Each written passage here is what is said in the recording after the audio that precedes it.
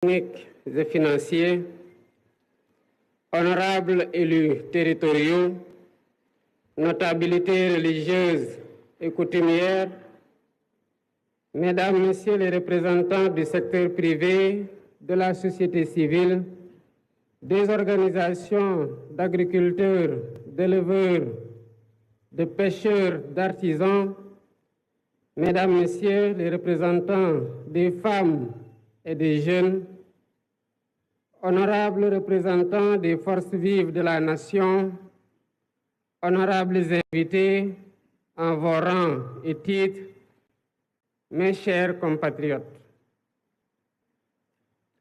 Je voudrais avant tout propos exprimer ma compassion, consacrer une volonté collective de rompre de haute lutte avec des pratiques d'un autre temps. Il a également consacré un projet politique inédit qui trouve sa source dans les valeurs séculaires de notre nation, bâties sur l'honneur et la dignité.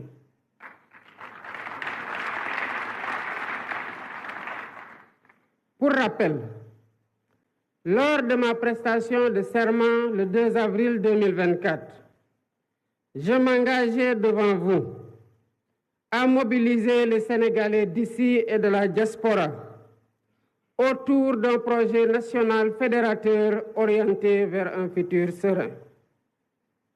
Dans ce sillage, j'ai impulsé la gouvernance publique autour du Djoub, Djoubal et pour transcrire dans nos actes et discours de tous les jours la primordiale du peuple sénégalais souverain. Dans cet esprit, demandé au Premier ministre, dès le premier Conseil des ministres, la finalisation d'un nouveau référentiel de la politique économique et sociale, ce qui s'est fait dans les 6 mois, malgré, il faut le souligner, le contexte très chargé à la gestion problématique de la continuité des pouvoirs publics après l'alternance. Aujourd'hui, octobre 2024, nous partageons les différents segments du peuple sénégalais, la communauté internationale. Ce document qui pose les fondements d'une nouvelle ère pour notre pays. La vision Sénégal 2050, agenda de appelle donc assurément la dynamique d'un pacte social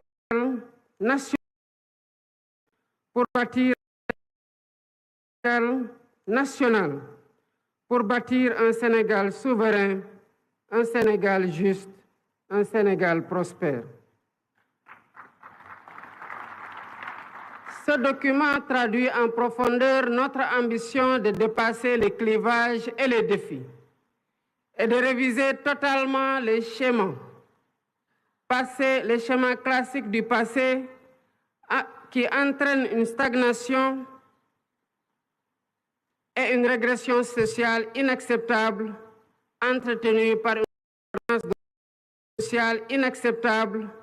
entretenue par une gouvernance de confort vigoureusement indexée et fortement rejetée par les populations. Les populations déterminées à changer inéluctablement leur sort. Avec le référentiel présenté et déployé, nous devons consolider durablement une nation solidaire, une nation résiliente et résolument ancrée dans la modernité, le progrès et le bien-être de chaque Sénégalaise et de chaque Sénégalais. Au demeurant, nous prenons à partir de la situation économique, budgétaire, financière et sociale extrêmement difficile et complexe. qui trouvent des explications dans la mauvaise direction empruntée par notre pays dès le premier de notre indépendance. Mesdames et messieurs, notre économie extravertie a été notre modèle d'exploitation des matières premières sans valorisation ni transformation locale notable, le secteur privé national, une industrie en miniature et nos jeunes talents en quête d'opportunités désespérées, souvent poussés à chercher un avenir ailleurs. Ces choix généralement imposés ailleurs. Ces choix généralement imposés ont non seulement limité notre potentiel de développement, mais ils ont aussi peu à peu dépossédé le pays de la maîtrise de son destin. Je ne saurais m'étendre outre mesure sur ces diagnostics inquiétants, à première vue, mais qui ont l'espérance de performance et de progrès. C'est tout le sens et la pertinence de la vision Sénégal 2050.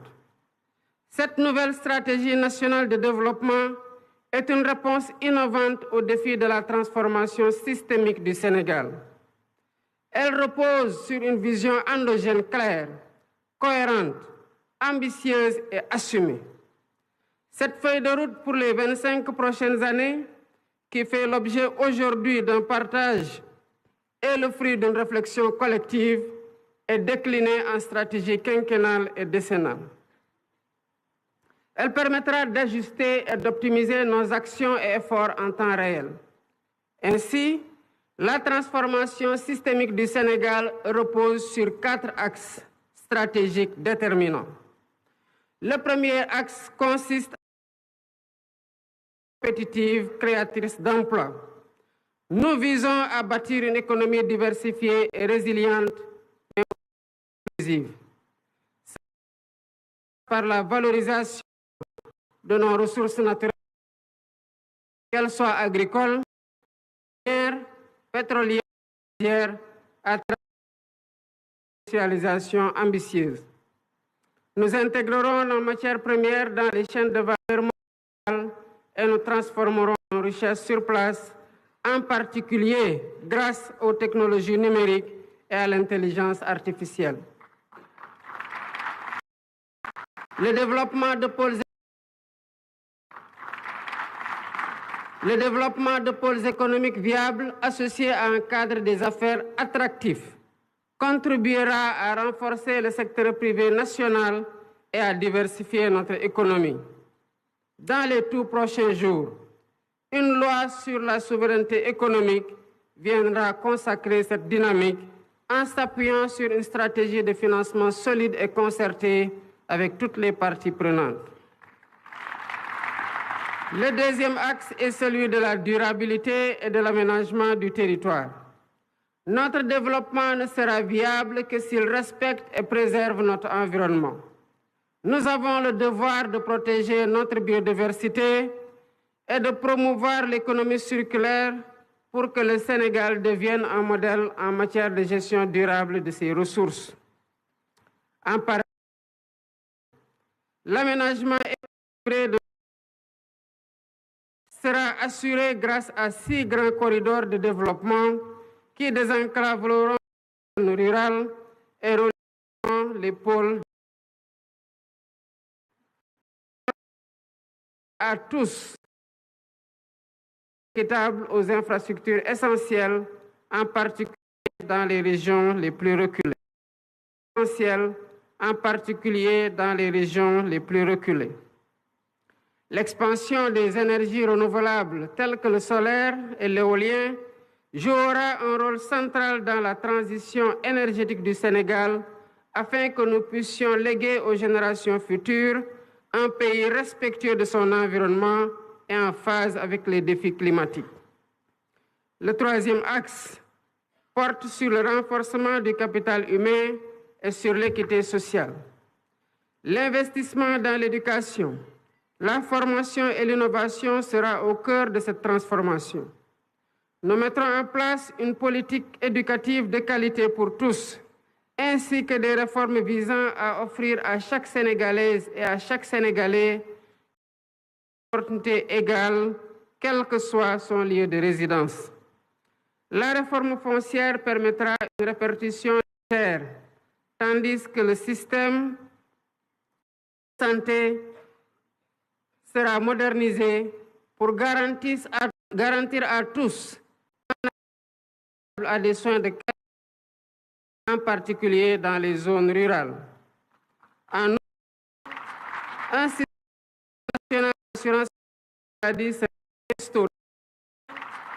système national d'assurance maladie sera instauré pour protéger chaque citoyen des aléas économiques et sociaux, réduisant ainsi les inégalités. Le Sénégal de 2050 sera porté par une jeunesse compétente, dynamique et préparée pour répondre aux défis du monde moderne. Ce capital humain de qualité sera l'un des piliers de notre compétitivité économique. Le quatrième axe concerne la bonne gouvernance et l'engagement africain. La refonte de nos institutions est indispensable pour servir au mieux les aspirations de notre peuple. Nous combattrons durement la corruption et nous réformerons l'administration pour en faire un levier puissant au service du développement. Ce processus de gouvernance renforcée garantira une gestion rigoureuse de nos ressources, assurant que chaque action entreprise contribue à l'atteinte de nos objectifs collectifs. Notre sera affirmé avec un renforcement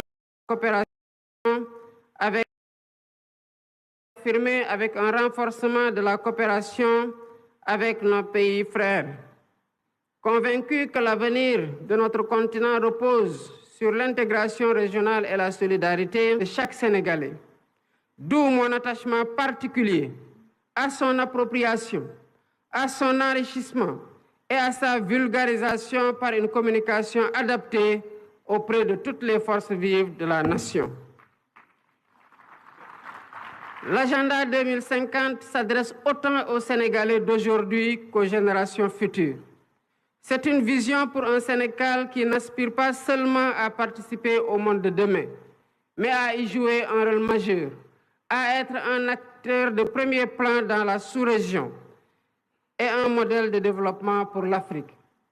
Je voudrais, à cet instant précis, adresser mes chaleureuses félicitations au Premier ministre Ousmane Sonko.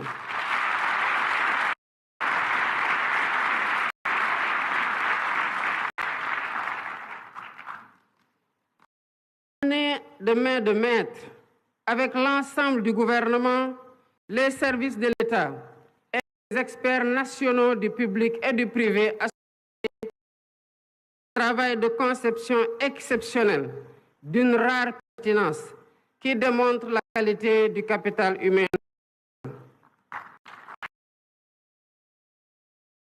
national. Mes chers compatriotes, notre volonté ne pourra être complète que si nous avons les moyens de notre autonomie économique, monétaire, énergétique, alimentaire, mais aussi sociale et culturelle. Le chemin que nous empruntons est exigeant, mais il est le seul à même de garantir notre succès durable. Les citoyens doivent être exigeants envers les gouvernants, mais chaque citoyen doit aussi être exigeant avec soi-même dans son apport personnel dans l'œuvre de construction nationale. C'est ainsi qu'ensemble, comme un seul peuple, poursuivant le même but et animés de la même foi en notre progrès, nous construirons un Sénégal plus fort, un Sénégal plus juste, un Sénégal plus prospère. Vive le Sénégal souverain. Je vous remercie de votre aimable attention.